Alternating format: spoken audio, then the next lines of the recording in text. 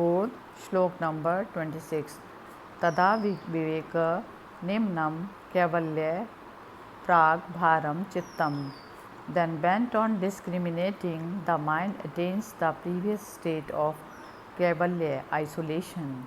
Commentary on Sri Patanjali Yoga Sutra by Swami Vivekananda. Thus, the practice of yoga leads to discriminating power, to clearness of vision. The veil drops from the eyes and we see things as they are.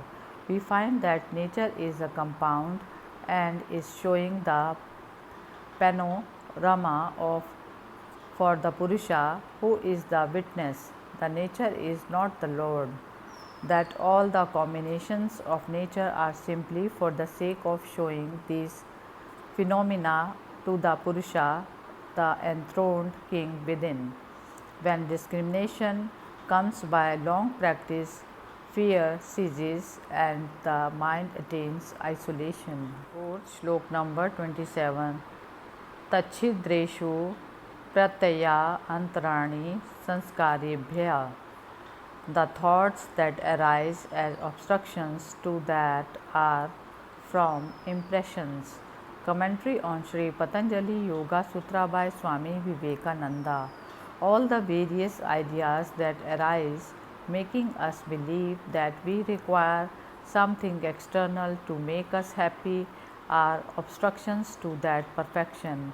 The Purusha is happiness and blessedness by its own nature, but that knowledge is covered over by past impressions. These impressions have to work themselves out. Shlok number 28.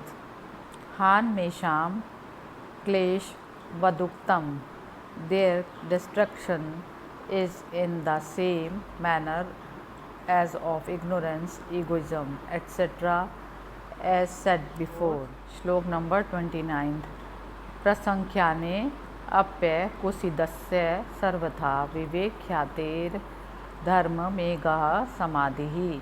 Even when arriving at the right discriminating knowledge of the essences, he who gives up the fruits unto him comes as the result of perfect discrimination, the samadhi called the cloud of virtue. Commentary on Sri Patanjali Yoga Sutra by Swami Vivekananda.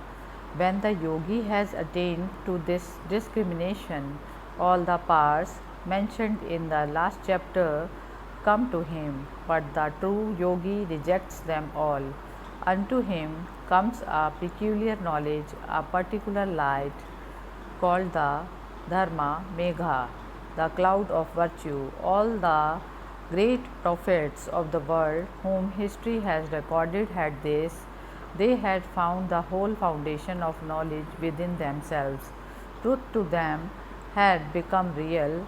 Peace and calmness and perfect purity became their own nature after they had given up the vanities of powers. Shlok number 30. Tatya klesh karma nivritti. From that comes cessation of pain and works. Commentary on Sri Patanjali Yoga Sutra by Swami Vivekananda. When that cloud of virtue has come, then no more is there fear of falling. Nothing can drag the yogi down. No more will there be evils for him, no more pains.